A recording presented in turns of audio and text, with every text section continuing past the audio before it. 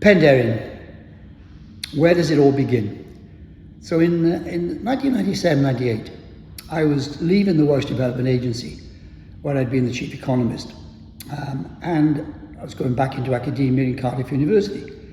And Alan Evans, who I'd known for many years as a good friend, an old friend, rang me up and said he'd like to come and see me with one or two guys.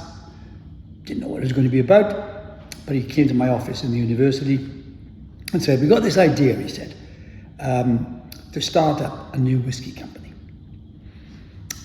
There is a whiskey company at the moment, Dragon Corporation,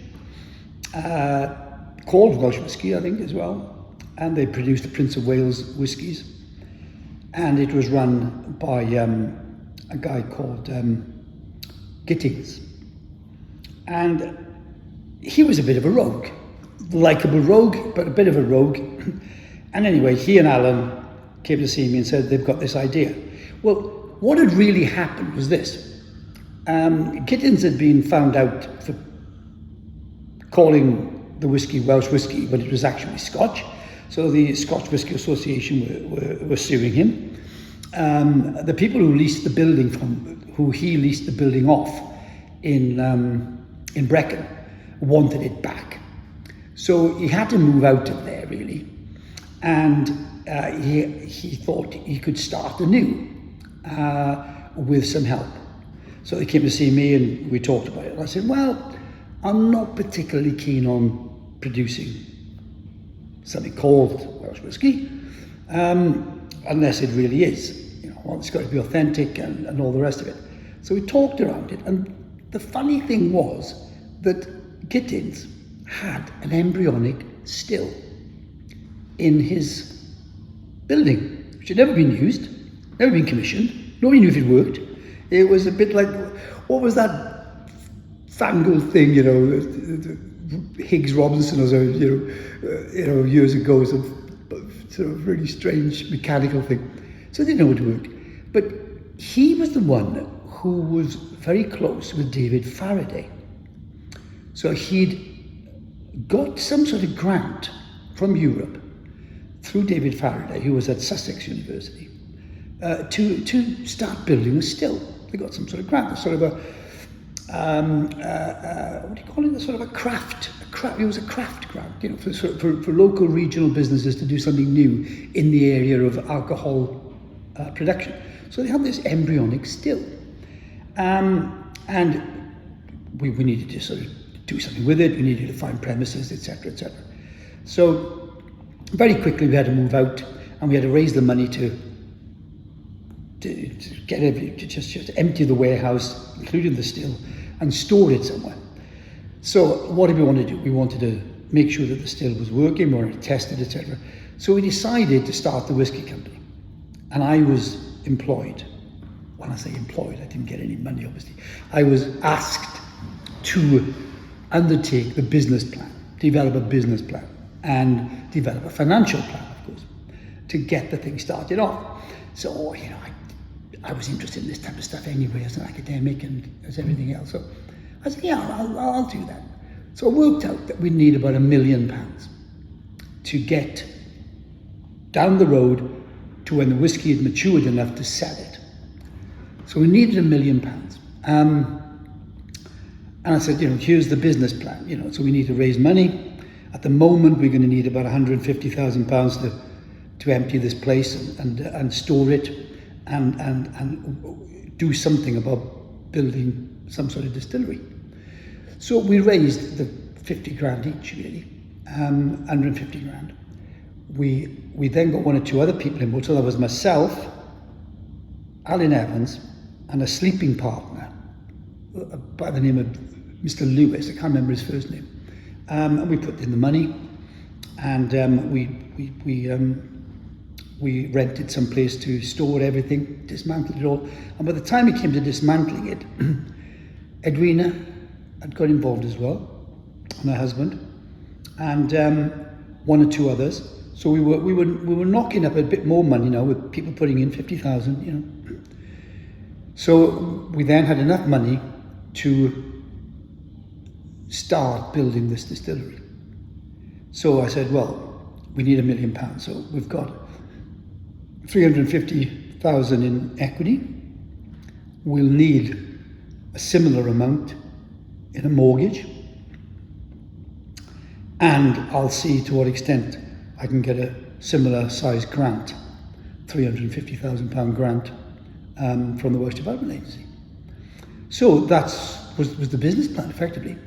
We needed to raise £1 million. We needed to build the distillery. We needed to make sure the whiskey was going to be good, and we needed to lay it down, and in 4 to 5 years' time, begin to sell it and become millionaires. So that was the idea. So we that's what we did. We built. I mean, Edwina and her husband were fantastic in getting this building going and getting the still, that one Faraday still, the old Faraday still, getting the old Faraday still rebuilt properly under the tutorship of David Faraday, and then the grant kicked in from the European Union. It was a craft grant. And it was a lot of money. It was about £1 million. But, I don't know whether you know anything about European money, but it's funny money. You don't get the money directly. You only get a certain amount of the money after you've done certain things. And then you've got to match fund it with other ways and means, as it were, sometimes in kind labour and things like that. And so, of course, it was quite a big project. But the only outcome of the project was a workable, highly efficient and sustainable new design for a still, a whiskey still, or an alcohol still. So we had Sussex University, we had the Dublin Institute of Technology, we had various partners, Cranberry in Ireland, other big partners. We had a big partner in Italy, all putting in-kind help and support. And we drew down this money to pay people to come and commission the still. So they tested that still. I've got all the paperwork at home. They tested that still for 6 to 9 months, putting all different types of feedstock in it, all different types of outcomes from it, vodka, all sort of things. And we monitored it all and everything. And then it came to doing the whiskey, and we thought, right, this does look like a good way to do it. So Faraday had done his job. He said to us at the beginning, I can make you a very efficient still, much more efficient than the Scots stills, because it's modern. It's based on the chemical industry, essentially, and was big columns you see in big chemical industry companies. And they said, I can make you the most efficient still going. I've not got a clue about whiskey. It could be rubbish whiskey, but it'll be the most efficient way of producing alcohol. So we said, well, let's get somebody who knows something about whiskey. That's when Jim Swan got involved. So Jim Swan liked the idea of a new type of still. I mean, he was such a far-sighted guy, Jim Swan. And he said, no, I mean, this is great. You're going to do it properly. You're going to distill it from the original barley wash, and we're going to produce something which is different from Scotch, and it's going to have certain characteristics. I want to be involved. So he said, right, he said, you need, he said, a certain type of barley, Regina barley. You need to get somebody like Brains Brewery to produce you this to our consistency, and let's go. So that's exactly what we did. We got Brains to take the barley to their brewery and produce this 8-9% beer wash. That was no good for them, obviously, because there's no hops and not the sort of beer you want to drink anyway. But it was just what we wanted, and they decided, they agreed to tanker it up to us on a weekly basis, and we started distilling that under the tutelage, as I say, of Jim Swan. So he turned a very efficient mechanism into a good whiskey producing still. So he worked out that the 7th plate in the column was probably the best to take it off at, and he worked all this stuff out just by tasting, because he just got this amazing nose and taste. So we did the still, and we were surprised that he thought it was the best whiskey He'd taste it, because it comes off at 92%. He'd never tasted whiskey, the first spirit off a still at 92%, because the Scots, of course, get it off at 35%, then they redistill it up to 74%, but we take it off at 92%. And he said, this is just pure. He said, this is wonderful. He said, we can lay this down. He then told us how to lay it down. Bourbon barrels first of all, then Madeira barrels. He'd give us all that, And we were on our way. But we needed money. Now, we had the £1 million, but we had to build the still, obviously we had to build the distillery, etc. So we needed money to get us through 4 years of whiskey production, basically. And it quickly turned out that was nowhere near enough money that we had raised originally. And we thought, well, we could be we started thinking about vodka and gin and Merlin. And we thought, well, we'll make profit on those and we'll just pour that profit back into making whiskey. And that's exactly what we did. But we quickly found out, of course, that wasn't enough. The profit, if there was any profit on the vodka, gin and Merlin, was nowhere near enough to buy the barrels, buy the beer wash, lay it down, employ people 24 hours a day making whiskey. It's a hugely expensive operation. And we went into it rather naively, thinking we could do it cheaper. But it was not possible to do it cheaper. And we suddenly found that we were in a financial pickle, really. We tried everything because, as I say, we thought we could use the £1 million in some way or other to fund the operation, but it didn't prove that way. So we tried the vodka and gin, and then of course we had to rely then on other means of raising money. So we tried all means of asset finance. We had a small firm's loan guarantee. We had we made a huge attempt to get the banks to lend us money on the whiskey stock, which they do up in Scotland, but which they weren't prepared to do in Wales, because they said it was too uncertain, the market was too uncertain. So we couldn't get that sort of financing, which was a real drag, really, because if we could have got more financing, we wouldn't have had such a problem. Then I came up with this idea. Well, why don't we do it? Because I'd seen this happening before. Why don't we do some advanced whiskey sales? So we know we're going to be launching the whiskey sometime in 2004. So I thought, oh, let's do a quick back of the packet calculation here. £500 for 13 bottles of whiskey, a baker's dozen. If we could sell 2,000 of those, we'd raise £1 million. I thought, no problem, £500, 2,000 people, should be easy. All the Welsh in the world, should be easy. Unfortunately, instead of selling 2,000 of those, we only sold 200 at the most. But we made a dent. So let's get some new shareholders. So we went out on a big shareholder thing, and we raised another 150,000. So we were moving in the right direction, but slowly, and it was eating into our capital. And we needed the money. We needed extra money for some sort of spectacular launch of the whiskey. We knew we had to sort of hit the ground running and make this a spectacular launch. And around about 2003, we really were struggling financially. The money hadn't come in from the sources we'd hoped. The loans, we'd had as much loans as we could. We'd asset finance as much as we could. We still couldn't get the finance on the stocks of whiskey. And so we had to put more money in ourselves. So we naively thought we'd put more money in, £5,000 each, new shareholders, at £5 a share, right? Whereas originally it'd be £1 a share. Because we thought, we could show that the business is doing well. And, £5, and then we could get new shareholders in. Of course, it didn't work out that way. So we ended up putting more money in, and we were really, really struggling. So we then thought, I was a member of a business angels network in Cardiff called Xenos. And I thought, well, let's put it to Xenos. Let's just say, we've got to do a 2-pager, giving people the background and future prospects. and just get a big investor, a big business angel investor in.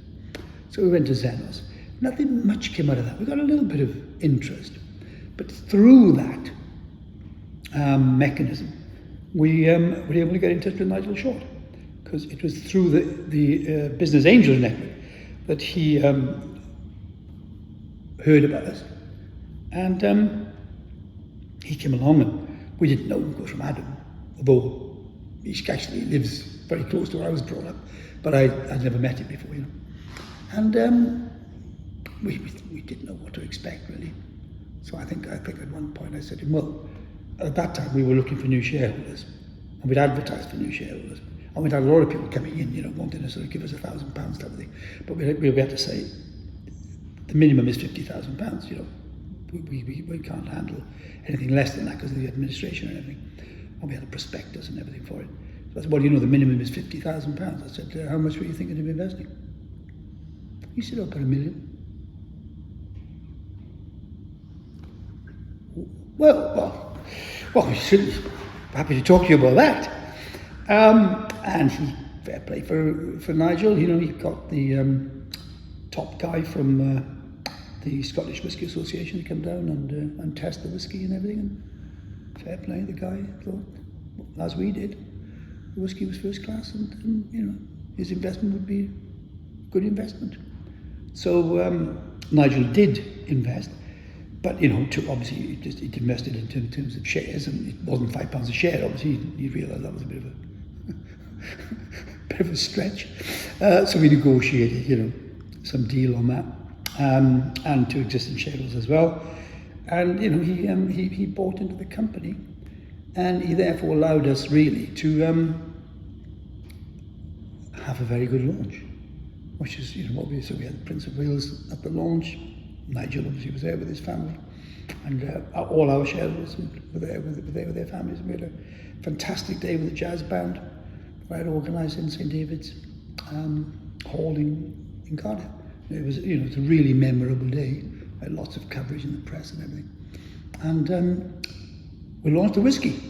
But of course, we thought we launched the whisky, well, we didn't have much to sell. We thought, well, he had 34,000 bottles.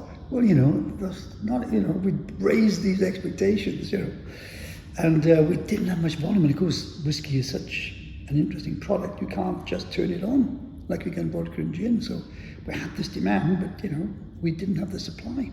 So again, we had to sort of tread water, and we needed financing. And fair play with Nigel, he could see what was going on here, and he put a bit more money in loans to the business to sort of get us through to the next stage, which was the volume of whiskey that we needed, really. So that's essentially the very short version of the story of how we started Penderyn. But it was a real up and down, as you can imagine. Some of the interesting things that happened, we'd put everything into storage, and we needed a site to build the distillery. So we went off, I went off, because I knew most of these sites, these industrial sites, knew the owners and knew various things. We travelled, but we had our eye on this site, but it was owned by Carlsberg.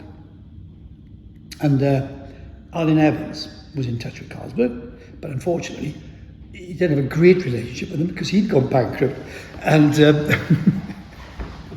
so they didn't have a wonderful relationship, but we said we wanted to buy the site, and we knew that they wanted to get rid of their distribution arm from the site. So we said, we'd like to buy the site. They said, no, we're thinking of going to auction. So we said, well, we're prepared to pay, what we think is the value of the site, which is about £80,000, because we still had the money, So we're going to pay £80,000 for the site. And they said, no, we're going to go to auction. So they put it up to auction. In the Park Hotel in Cardiff. We went down there and bought it for less than £50,000. It was just unbelievable.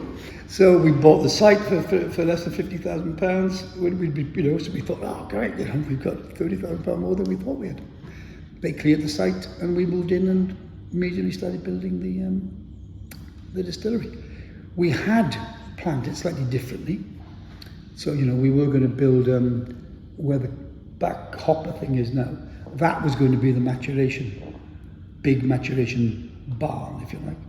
And then there was the production facilities, and this was always earmarked as a visitor centre.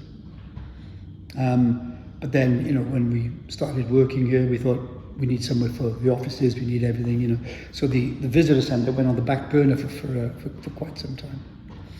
And then, of course, we eventually had enough volume and enough financing to rekindle that idea of the visitor centre in around about 2007, 2008. But yeah, we had some real ups and downs on the way. Gittins, poor bugger. He was being sued by the Scotch Whisky Association. And then a completely silly thing happened. He had his name on a sort of a nightclub down west, and they'd found drugs on the premises, and he was accused of allowing his place to be used for drugs. And he didn't even, he had his name on it, but we had a manager in doing the managing. And unbelievably, he was sent to jail. I mean, it was a really bad miscarriage of justice.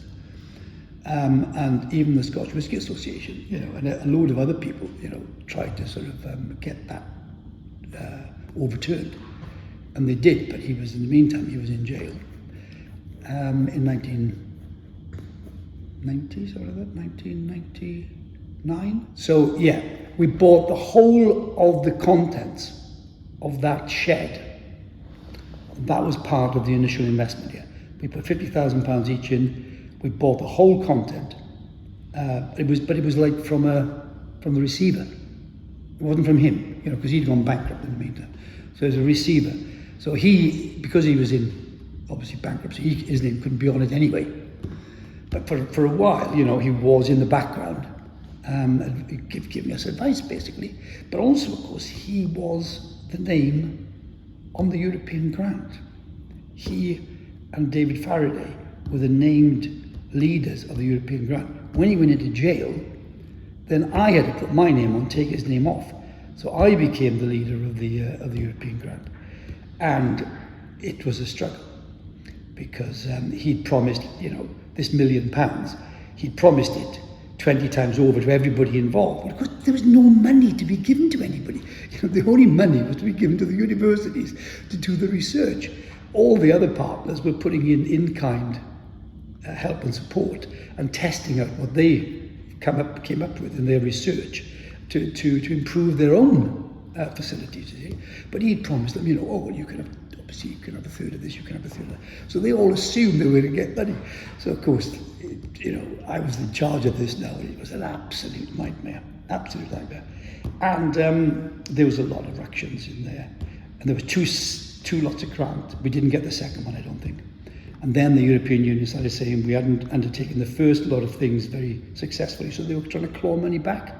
And a lot of the people, who were supposed to put their match funding in, then didn't put their match funding in the sense of, they didn't sign the document, they didn't sign the match funding sort of stuff. So, there was a lot of hassle.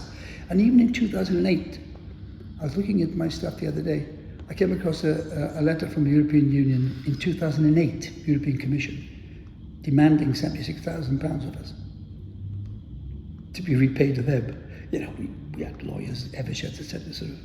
And they were hopeless anyway. I mean, Faraday was able to show that we did all the work. It was nonsense what they were saying. But even in 2008, there were repercussions from that grant.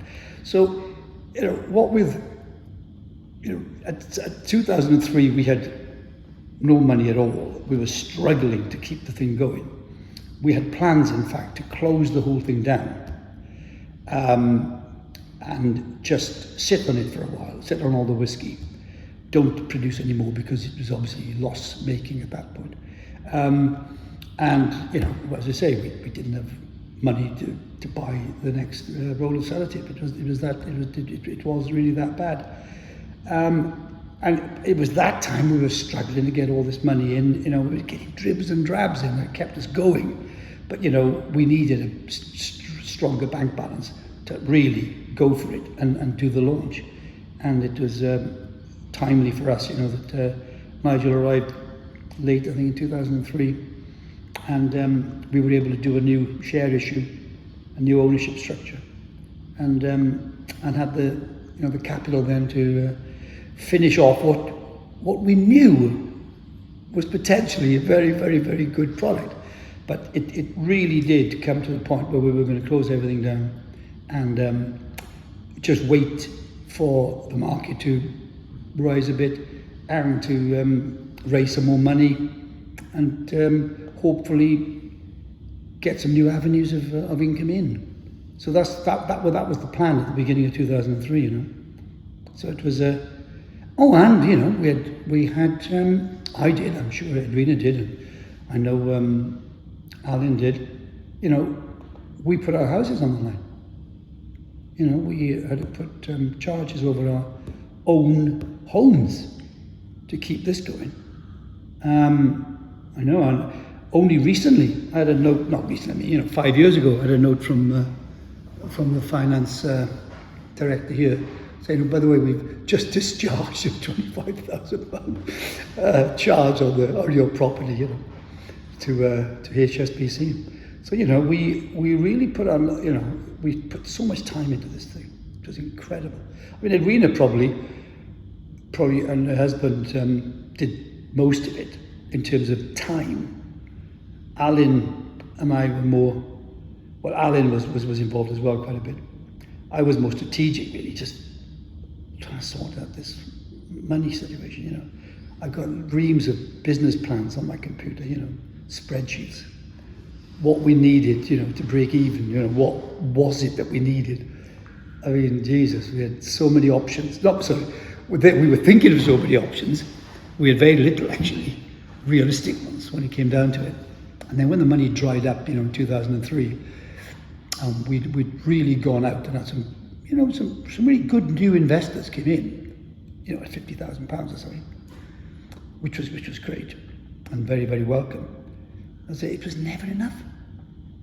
Despite all that we did, it was never quite enough to keep this thing rolling over without slipping more and more and more into debt. It's interesting, isn't it? I do a lot of teaching these days. No, I don't do a lot of teaching these days, but I have done a lot of teaching on entrepreneurship, or what differentiates an entrepreneur from other people.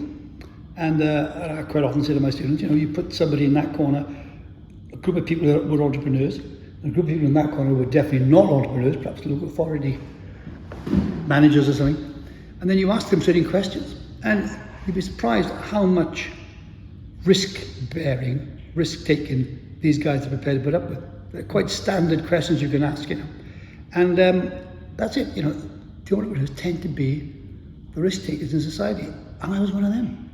I've always been one of them. I've always seen things half full rather than half empty. These people see things as half empty rather than half full. Quite often they're right, because there are a lot of risks out there. So I really felt that we would make it in the end. We just needed to get that financial base sorted out. And I was out there. I mean, I played a bit of golf. I got 3 golfers who I played with in 2003 to invest £50,000. 3 different golfers, completely different people, obviously, in different tournaments. But 3 people who invested £50,000 and got involved. One was chairman of London Welsh. Right, well, we'll have Penderyn up here. We'll get it up here. We'll do all this. So they couldn't do enough for us. So there was a lot of people who wanted us to win as well. But that was a risky time, yeah. It was a very risky time. Looking back now, I must have been mad. Put my house on the line. At a time when we just couldn't make this turn a profit. Just couldn't make it turn. Because we'd started with the gin and vodka. We got some good designs in, square bottles, nice pictures on the side. We negotiated with Tesco to put them on their shelves. I thought this is going to be great, it's going to be great. When we launched, they produced almost identical bottles as ours, square bottles, different photograph on the inside, vodka and gin, a pound cheaper.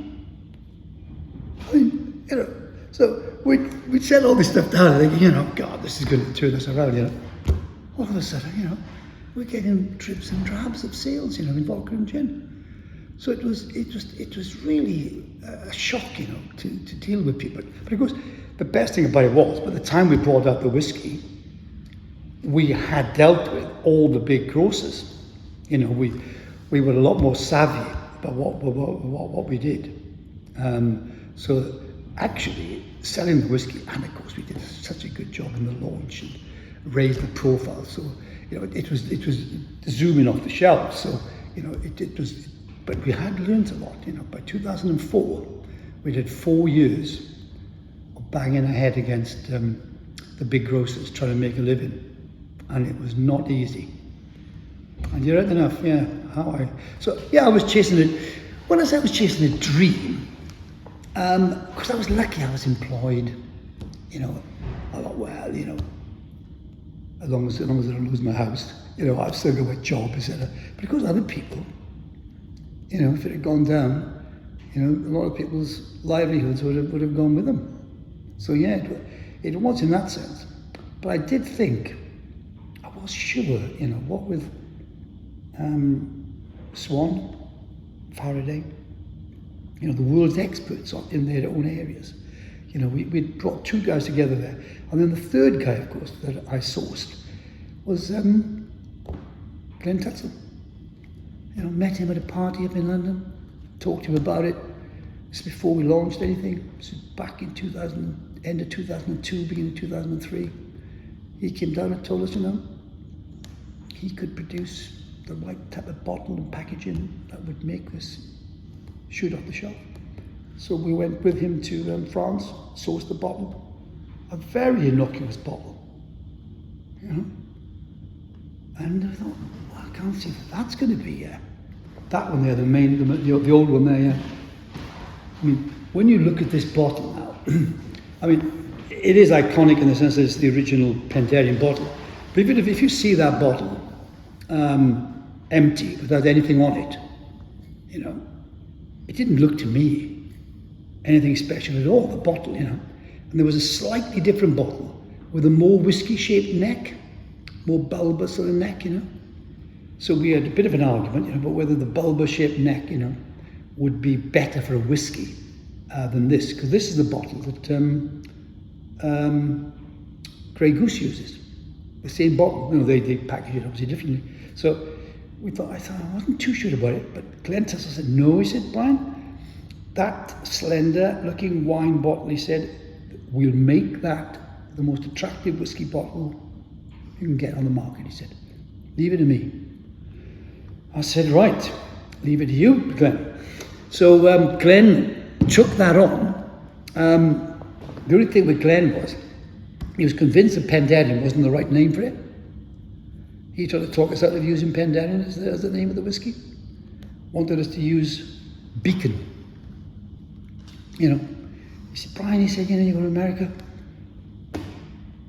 you go to the bar, you say, hey Mac, give me one of those Penderyn. He said, people just won't drink it. He said, you go up to the bar, say, hey Mac, give me a Beacon. He said, it works every time. I said, you got a point there, Glenn. I said, but how did Lefroy, Glenmorangie, exactly, Bruce Laddy, how do these guys, build a brand? So we talked him out of it, and he came up with the Penderyn bottle, and then of course that iconic black packaging where you could see the bottle through the packaging. Nobody had ever done that before. And when that went on the shelves, well, that was fantastic. So, we had the 3, best people giving us advice and help and support.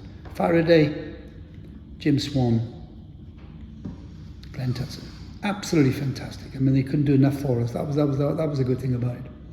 And then I was absolutely convinced, you see, that we had the right team really to deliver. And Jim was down here all the time, tasting the whiskey. Jim Swan was in it. We had Jim Murray down here as well. another whiskey puff, and they were tasting the whiskey, you know, and this is great stuff, you know, you wait for this to mature a bit more, you know, this is going to be great. So I was more convinced than ever, you know, that we had a good product. But of course, so many products out there, you know, fail. And the good products, something goes wrong in the financing, they get the marketing wrong, sometimes before their time. You know, there's a lot can go wrong. So I wasn't, you know, hugely confident we'd make it, but I did think we had a good chance.